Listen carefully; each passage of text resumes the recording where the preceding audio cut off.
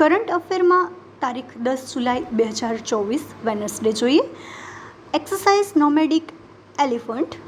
તાજેતરમાં ભારત અને મંગોલિયા વચ્ચેની સંયુક્ત લશ્કરી કવાયત નોમેડિક એલિફન્ટ મેઘાલયના ઉમરોઈ ખાતે યોજાઈ છે. ભારત મંગોલિયા સંયુક્ત લશ્કરી કવાયતની આ 16મી આવૃત્તિ છે. આ કવાયતમાં 45 કર્મચારીઓની ભારતીય ટુકડીનું પ્રતિનિધિત્વ સિક્કિમ સ્કાઉટ્સની બટાલિયન દ્વારા અન્ય શસ્ત્રો અને સેવાઓના કર્મચારીઓ સાથે કરવામાં આવ્યું છે. તે ભારત અને મંગોલિયામાં વૈકલ્પિક રીતે આયોજિત વાર્ષિક તાલીમ કાર્યક્રમ છે. છેલ્લી આવૃત્તિ જુલાઈ 2023માં મંગોલિયામાં હાથ ધરવામાં આવી હતી. આ કવાયતનો ઉદ્દેશ્ય સંયુક્ત રાષ્ટ્ર ચાર્ટરના પ્રકરણ 7 હેઠળ પેટા પરંપરાગત પરિદૃશ્યમાં વિરોધી બળવાખોરીની કામગીરી હાથ ધરવા માટે બંને પક્ષોની સંયુક્ત લશ્કરી ક્ષમતાને વધારવાનો છે. આ કવાયત અર્ધ શહેરી અને પર્વતીય વિસ્તારોમાં કામગીરી પર ધ્યાન કેન્દ્રિત કરશે. આ કવાયત બંને પક્ષોને સંયુક્ત કામગીરી હાથ ધરવાની રણનીતિ, તકનીકો અને પ્રક્રિયાઓમાં તેમની શ્રેષ્ઠ પદ્ધતિઓ શેર કરવા સક્ષમ બનાવશે. આ ઉપરાંત આ કવાયત બંને સેનાઓ વચ્ચે આંતર સંચાલન ક્ષમતા, સૌહાર્દપૂર્ણ અને મિત્રતા વિકસાવવામાં પણ મદદ કરશે. 51,200 વર્ષ જૂની ગુફા પેઇન્ટિંગની શોધ. તાજેતરમાં એક સંશોધન હાથ ધરવામાં આવ્યું હતું, જેમાં નવી ડેટિંગ તકનીકોનો ઉપયોગ કરીને તે પુષ્ટિ કરવામાં આવી હતી કે વિશ્વની સૌથી જૂની જાણીતી અલંકારિક ગુફા ચિત્ર લગભગ 51,200 વર્ષ જૂનું છે. આ ચિત્ર અથવા તો પેઇન્ટિંગ ઇન્ડોનેશિયાના સુલાવેસી ટાપુમાં ચૂનાના પથ્થરની ગુફાની છત પર મળી આવી હતી. આ પેઇન્ટિંગમાં લાલ પિગમેન્ટેડ દ્રશ્ય દર્શાવવામાં આવ્યું છે, જેમાં જંગલી ડુક્કરનું મોં ખુલ્લું છે. ડુક્કરની આસપાસ 3 આકૃતિઓ છે, જે અંશ માનવ અને અંશ પ્રાણી છે. તમે જોઈ શકો છો, અહીંયા ચિત્ર પણ આપેલું છે. આગળ આપણે જોઈએ છે કે આકૃતિઓ ગતિશીલ પોઝમાં દર્શાવવામાં આવી છે, જે ક્રિયા અને વાર્તા કહેવાનું સૂચન કરે છે. આ પેઇન્ટિંગ આધુનિક માનવીઓ જે હોમો સેપિયન્સ એમાં અગાઉ ઓળખાતી અલંકારિક કલાની ઊંડી ઉત્પત્તિ સૂચવે છે. આગળનો ટોપિક છે પેરિસ ઓલિમ્પિક 2024માં ભારતના ધ્વજવાહક. પેરિસ ઓલિમ્પિક 2024 અથવા તો સમર ઓલિમ્પિક 2024 ફ્રાન્સના પેરિસ ખાતે 26 જુલાઈથી 11 ઓગસ્ટ 2024 દરમિયાન યોજાશે, જેના ઉદ્ઘાટન સમારોહમાં ભારતના ધ્વજવાહક તરીકે બેડમિન્ટન સ્ટાર સુશ્રી પીવી સિંધુ અને ટેબલ ટેનિસ સ્ટાર શ્રી શરત કમલની પસંદગી કરવામાં આવી છે. પેરિસ ઓલિમ્પિક 2024 એ સમર ઓલિમ્પિકની 33મી આવૃત્તિ છે. આ અગાઉ 32મી આવૃત્તિ જાપાનના ટોક્યો ખાતે યોજાઈ હતી.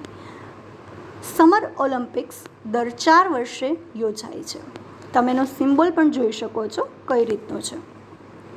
આગળ છે ભારતીય ક્રિકેટ ટીમના હેડ કોચ તરીકે શ્રી ગૌતમ ગંભીર છે, એમની નિમણૂક કરવામાં આવી છે. ભારતીય મેન્સ ક્રિકેટ ટીમના હેડ કોચ તરીકે શ્રી ગૌતમ ગંભીરની નિમણૂક કરવામાં આવી છે.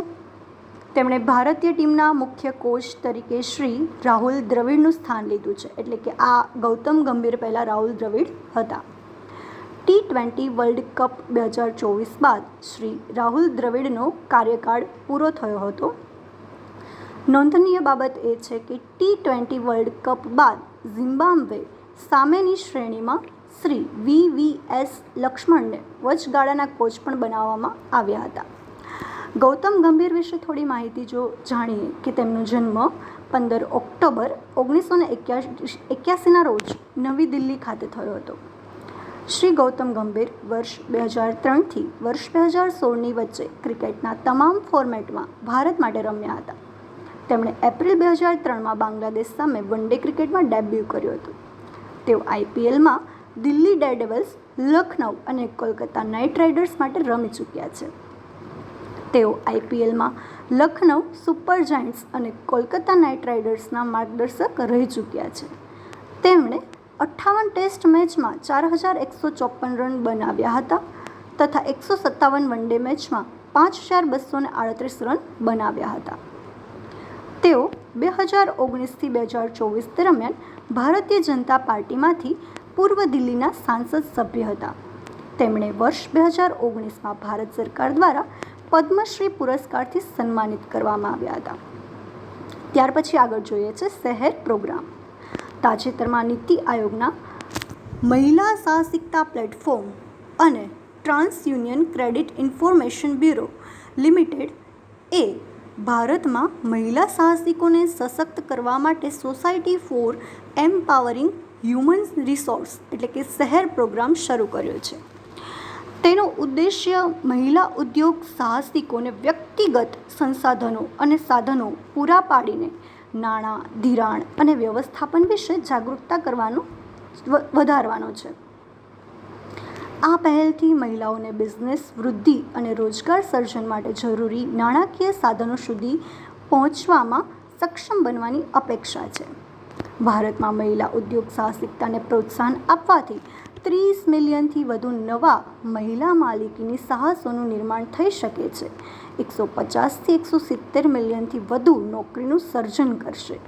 ભારતમાં 63 મિલિયન MSME છે, જેમાંથી લગભગ 20% મહિલાઓની માલિકી ધરાવે છે અને 27 મિલિયન લોકોને રોજગારી પૂરી પાડે છે. છેલ્લા 5 વર્ષોમાં મહિલાઓ દ્વારા બિઝનેસ લોનની માંગમાં 3.9 ગણો વધારો થયો છે. નોંધનીય બાબત છે કે મહિલા સાહસિકતા પ્લેટફોર્મની શરૂઆત નીતિ આયોગ દ્વારા 2018માં કરવામાં આવી હતી. પરીક્ષામાં આ પ્રશ્ન પૂછાઈ શકે છે અને ભારતમાં મહિલા ઉદ્યોગ સાહસિકોને ટેકો આપવાના ઉદ્દેશ્ય સાથે 2022માં જાહેર ખાનગી ભાગીદારી PPPમાં રૂપાંતરિત કરવામાં આવી હતી. TransUnion credit information bureau limited એ ભારતની અગ્રણી ક્રેડિટ ઇન્ફોર્મેશન કંપની છે, જેમાં ગ્રાહક માહિતીનો સૌથી મોટો સંગ્રહ છે. પરીક્ષાલક્ષી કેવા પ્રશ્નો પૂછાઈ શકે છે તે જોઈએ. તાજેતરમાં ભારત અને કયા દેશ વચ્ચે સંયુક્ત લશ્કરી કવાયત નોમેડિક એલિફન્ટ યોજાઈ છે? તો આન્સર આવશે B, મંગોલિયા. તાજેતરમાં પુરાતત્વવિદોએ કયા દેશમાં વિશ્વની સૌથી જૂની જાણીતી ગુફા પેઇન્ટિંગ શોધી કાઢી હતી? તો આન્સર આવશે C, ઇન્ડોનેશિયા. પેરિસ ઓલિમ્પિક 2024માં ભારતના ધ્વજવાહક તરીકે કોની પસંદગી કરવામાં આવી છે? તો આન્સર આવશે A, શ્રી PV સિંધુ અને શ્રી શરથ કમલ. ક્વેશ્ચન નંબર 4 છે, તાજેતરમાં ભારતીય ક્રિકેટ ટીમના મુખ્ય કોચ તરીકે કોની નિમણૂક કરવામાં આવી છે? તો જેનો જવાબ આવશે B, શ્રી ગૌતમ ગંભીર. પ્રશ્ન 5 છે, તાજેતરમાં સમાચારમાં રહેલ શહેર પ્રોગ્રામનો પ્રાથમિક ઉદ્દેશ્ય શું છે? જેનો જવાબ આવશે A, મહિલા ઉદ્યોગ સાહસિકોમાં નાણાકીય સાક્ષરતા અને બિઝનેસ કૌશલ્ય વધારવાનો. તારીખ 11 જુલાઈ 2024 થર્સડેનું કરંટ અફેર જોઈએ. જે દિવસનો મહિમા જો આપણે જોઈએ તો એ છે વિશ્વ વસ્તી દિવસ. સમગ્ર વિશ્વમાં વધતી જતી વસ્તી અંગે જાગૃતિ ફેલાવવા માટે દર વર્ષે 11 જુલાઈના રોજ વિશ્વ વસ્તી દિવસની ઉજવણી કરવામાં આવે છે. 11 જુલાઈ 1987ના રોજ વિશ્વની વસ્તી 5 બિલિયન એટલે કે 5 અબજને પાર થઈ ગઈ હતી. આથી આ દિવસને ધ્યાનમાં રાખીને દર વર્ષે 11 જુલાઈના રોજ વિશ્વ વસ્તી દિવસની ઉજવણી કરવામાં આવે છે. એ સમયે ડૉક્ટર K.C. ઝાચારિયા દ્વારા આ દિવસની ઉજવણીનું સૂચન કરવામાં આવ્યું હતું.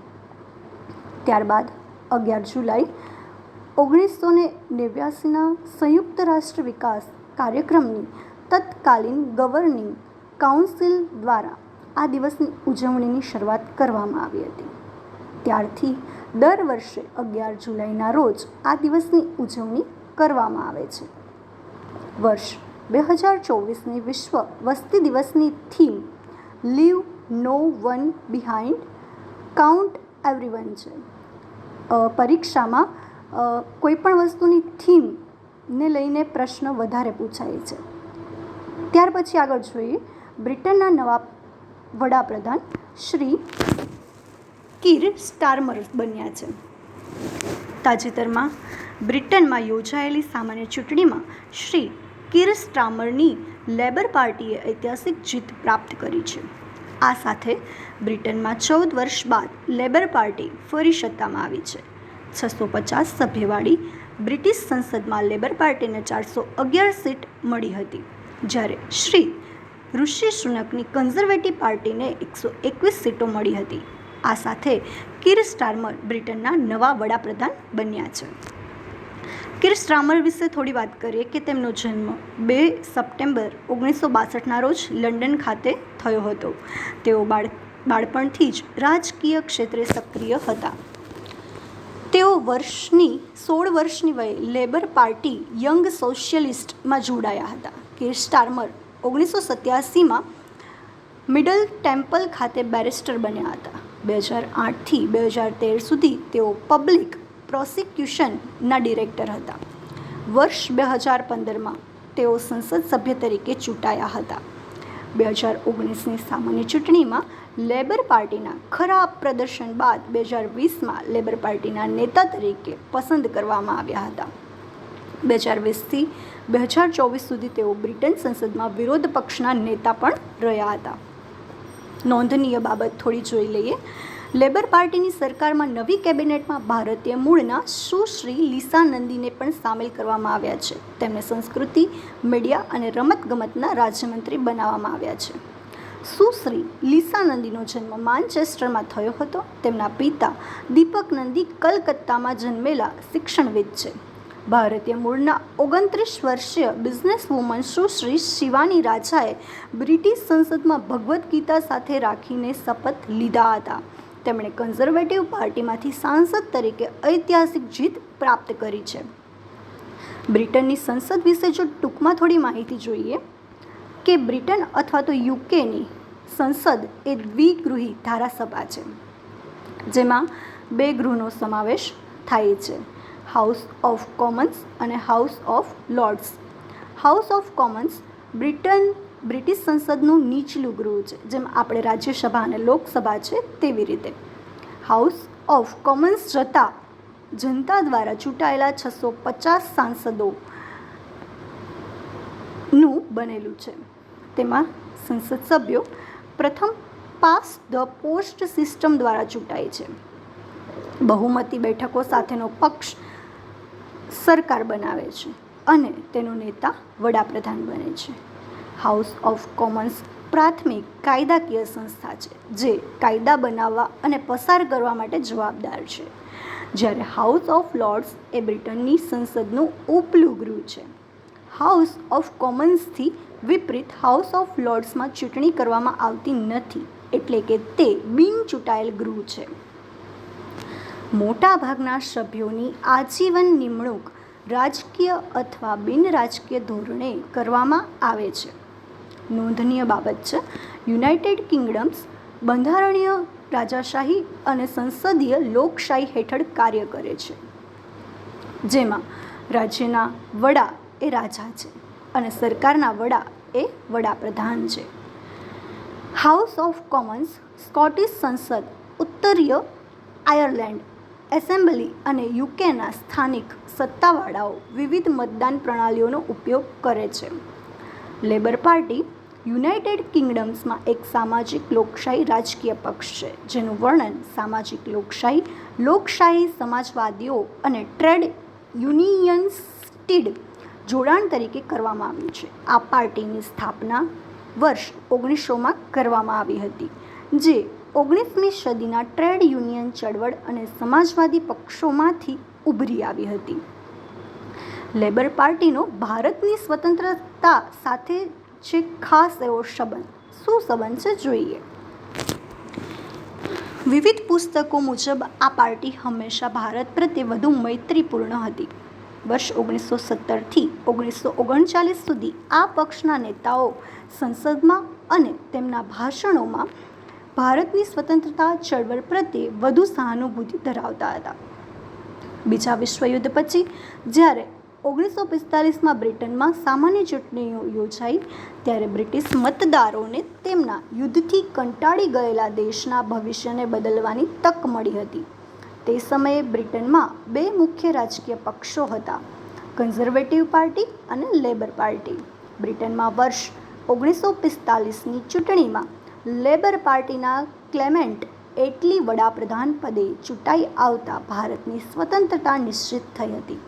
20 ફેબ્રુઆરી 1947ના રોજ ઇંગ્લેન્ડના વડાપ્રધાન ક્લેમેન્ટ એટલીએ જાહેરાત કરી હતી કે 30 જૂન 1948થી ભારતમાં બ્રિટિશ શાસનનો અંત આવશે અને ભારત ભારતીયોને સોંપી દેવામાં આવશે. ક્લેમેન્ટ એટલીની સરકારે ભારતને સ્વતંત્ર બનાવવા કાયદો બનાવ્યો હતો. આ કાયદાનું નામ હતું ઇન્ડિયન ઇન્ડિપેન્ડન્સ એક્ટ 1947, એટલે કે ભારતીય સ્વતંત્રતા અધિનિયમ 1947. આ કાયદો બ્રિટિશ સંસદમાં 18 જુલાઈ 1947ના રોજ શાહી સંમતિ સાથે પસાર કરવામાં આવ્યો હતો. ત્યારબાદ 15 ઓગસ્ટ 1947ના રોજ ભારતને આઝાદી મળી હતી. ત્યાર પછી આગળ જોઈએ છે 22મી ભારત રશિયા વાર્ષિક સમિટ. તાજેતરમાં ભારતના વડાપ્રધાન શ્રી નરેન્દ્રભાઈ મોદીએ રશિયાની સત્તાવાર મુલાકાત લીધી હતી. આ દરમિયાન ભારતના વડાપ્રધાન શ્રી નરેન્દ્રભાઈ મોદીએ રશિયાના રાષ્ટ્રપતિ શ્રી વ્લાદિમીર પુતિન સાથે 22મી ભારત રશિયા વાર્ષિક સમિટની સહ અધ્યક્ષતા કરી હતી. આ સમિટનો હેતુ બંને રાષ્ટ્રો વચ્ચે વ્યૂહાત્મક ભાગીદારીને મજબૂત કરવાનો હતો. 22મી ભારત રશિયા વાર્ષિક સમિટની મુખ્ય બાબતો એ છે કે પહેલું, વેપાર અને આર્થિક ભાગીદારી. 2030 સુધીમાં $100 બિલિયન નવું દ્વિપક્ષીય વેપાર લક્ષ્ય નક્કી કરવામાં આવ્યું હતું, જે 2025 સુધીમાં $30 બિલિયન અગાઉના લક્ષ્યાંક કરતાં નોંધપાત્ર રીતે વધારે હતું. રાષ્ટ્રીય ચલણનો ઉપયોગ કરીને દ્વિપક્ષીય સમાધાન પ્રણાલીને પ્રોત્સાહન આપવું. ઇન્ફ્રાસ્ટ્રક્ચર અને ટેકનોલોજી સહિત પરમાણુ, તેલ અને પેટ્રોકેમિકલ ક્ષેત્રોમાં ઉર્જાનો સહયોગનો વિસ્તાર કરવો. બીજું હતું ટ્રાન્સપોર્ટ અને connectivity. North south international transport corridor અને Chennai Vladivostok eastern maritime corridor જેવા પ્રોજેક્ટ્સ દ્વારા કાર્ગો ટર્નઓવરમાં વધારો કરવો. Counter terrorism. ઇન્ટરનેશનલ ટેરરિઝમ પર કોમ્પ્રિહેન્સિવ કન્વેન્શનને અંતિમ સ્વરૂપ આપવા અને અપનાવવાની વિનંતી કરવામાં આવી હતી. યુક્રેન સંવાદ અને મુત્સદ્દેગી દ્વારા શાંતિપૂર્ણ ઉકેલને સમર્થન આપવું. લશ્કરી સહયોગ. મેક ઇન ઇન્ડિયા પ્રોગ્રામ હેઠળ રશિયન મૂળના શસ્ત્રો અને સંરક્ષણ સાધનોની જાળવણી માટે ભારતમાં સ્પેર પાર્ટ્સ, ઘટકો, એકત્રીકરણ અને અન્ય ઉત્પાદનોના સંયુક્ત ઉત્પાદનને પ્રોત્સાહિત કરવા સંમત થયા હતા. નવા કોન્સ્યુલેટ. ભારત રશિયન શહેરો કઝાન અને યેકાટેરિનબર્ગમાં 2 નવા કોન્સ્યુલેટ સ્થાપિત કરશે. રશિયન સૈન્યમાં કાર્યરત ભારતીય નાગરિક. રશિયાએ સહાયક સ્ટાફ તરીકે રશિયન સૈન્યમાં કાર્યરત ભારતીય નાગરિક છે એને વહેલી મુક્તિ અને ઘરે પરત ફરવાની ભારતની માંગને સ્વીકારી હતી.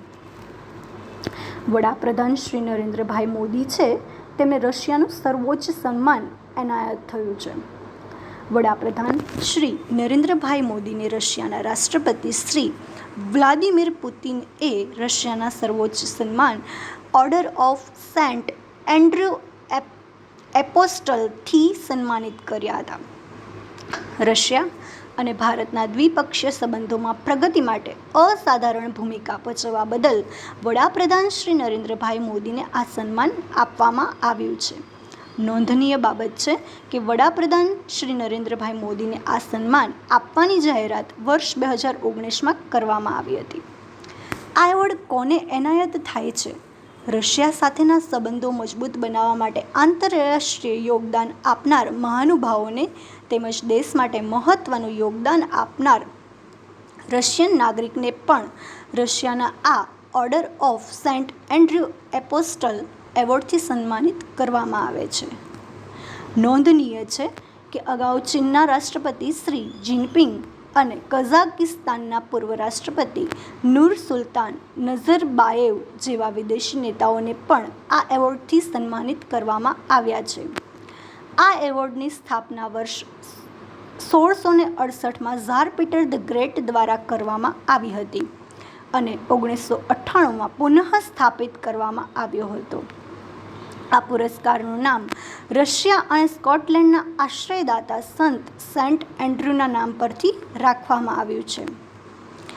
આગળ જોઈએ, વડાપ્રધાન શ્રી નરેન્દ્રભાઈ મોદીને એનાયત થયેલા અન્ય આંતરરાષ્ટ્રીય એવોર્ડ કયા કયા છે, જેમાં વર્ષ 2016, 18, 24 આ દરેક વર્ષમાં શ્રી નરેન્દ્રભાઈ મોદીને જે એવોર્ડ એનાયત થયા છે તેની યાદી તમે જોઈ શકો છો, જેમાં એવોર્ડનું નામ પણ આપેલ છે, વર્ષ પણ આપેલ છે અને કોના દ્વારા આ એવોર્ડ એનાયત થયેલ છે તે પણ આપેલ છે. આગળ, શ્રી નરેન્દ્રભાઈ મોદીને એનાયત થયેલા અન્ય પુરસ્કારો કયા છે, તો જેમાં એવોર્ડ છે, કયા દેશ અથવા તો સંસ્થા દ્વારા તે મળેલ છે અને કયા વર્ષમાં મળેલ છે તે પણ આપેલ છે. અહીંયા પરીક્ષાલક્ષી સંભવિત પ્રશ્નો કઈ રીતના હોઈ શકે છે કે વિશ્વની વસ્તી દિવસ વિશે નીચેના વિધાન પર વિચાર કરો અને સાચો વિકલ્પ પસંદ કરો. દરેક વિધાન વાંચો અને કયો સાચો વિકલ્પ છે તે પસંદ કરીએ. તો આન્સર આવશે સી. બંને જે વિધાન છે એ સાચા જ છે, જે અગાઉ આપણે જોઈ ગયા. પ્રશ્ન નંબર 2 છે, તાજેતરમાં બ્રિટનના નવા વડાપ્રધાન તરીકે કોણે શપથ લીધા છે, તો તેનો જવાબ આવશે એ. શ્રી કીર સ્ટારમર. પ્રશ્ન 3 છે, તાજેતરમાં શ્રી કીર સ્ટારમર બ્રિટનના વડાપ્રધાન બન્યા છે, તેમના પક્ષનું નામ જણાવો, જેનો જવાબ આવશે ડી. Labour party. પ્રશ્ન 4 છે, તાજેતરમાં કેટલામી ભારત રશિયા વાર્ષિક સમિટ યોજાઈ હતી, જેનો જવાબ આવશે બી. 22મી.